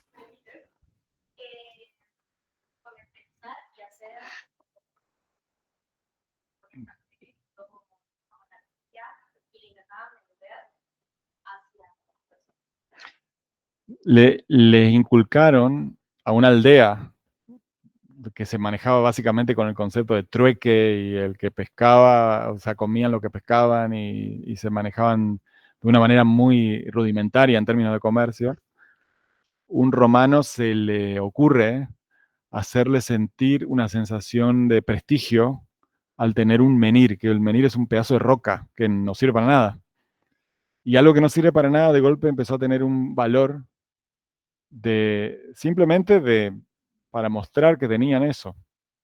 Y es interesante lo que va pasando después en la paz que reinaba en ese pueblito cuando meten esa variable en la economía. Lo que les voy a pedir es una historieta. No les estoy pidiendo que lean un ensayo de 700 páginas y que me la resuman para casa que viene. Pero si les cuesta mucho, les voy a pedir que se enfoquen en las páginas donde pasa eso, que es cuando, porque en un momento la persona que tiene la idea le hace una presentación al César, a Julio César, de cómo funcionan las cuestiones motivacionales en las personas y dónde tenían que ajustar el punto ese. Y lo interesante es que también César no entendía nada, pero él está acostumbrado a las campañas bélicas, a conquistar países y todo eso. Entonces, cuando él empieza a hablar de estrategia, de plan de acción, de atacar por los flancos y todo eso, él empezaba a confundir con los términos bélicos los términos de marketing. Entonces, es muy interesante. Lo que les pido entonces es que lo lean porque así la podemos discutir en la próxima clase y qué paralelismo podemos encontrar en cuanto a darle un valor a productos que no sé si decir que son completamente inútiles, pero que puede que peguen el palo. Cuando algo no tiene un valor en sí mismo, pero representa prestigio. Podemos hablar de las joyas y las piedras preciosas, por ejemplo, ¿no? Un diamante. ¿Qué utilidad en sí misma tiene un diamante? Utilidad, o sea, uso que le demos. ¿Existe algún uso? No. Sin embargo, es un producto que todos quieren tener. ¿Les gustaría tener un collar de diamantes, un anillo de diamantes? ¿Les gustaría o les da igual? Si les regalan, les gustaría. Si lo tienen que pagar, por ahí no. Pero es interesante ver eso, cómo y de vuelta poner en discusión si el marketing manipula, si el marketing simplemente le da al mercado lo que el mercado quiere. Es la misma discusión de siempre, de si generamos necesidades o las necesidades están y simplemente le damos algo para satisfacer las necesidades. Es la misma discusión de cuando hablamos de que los programas de tele son todos berreta y de bajo nivel y baja cultura. Eh, ¿Y cuál es la razón? ¿Es que la tele es el problema o la gente que consume es el problema? ¿Se acuerdan que hablábamos de si los programas de chusmerío de golpe empezaron a hablar de eh, temas de cultura o documentales o cosas así? No los miraría nadie. Y si quieren que nos metamos en un tema más polémico todavía, cuando, por ejemplo, dicen que hay una discusión, por ejemplo, de las mujeres deportistas y los hombres deportistas. ¿Por qué los hombres ganan más que las mujeres? ¿Escucharon esa discusión? ¿Pasa eso que los hombres deportistas ganan más que las mujeres deportistas? ¿Es una realidad? Sí. ¿Es una injusticia? Sí. No. Una mujer dice que sí, un hombre dice que no.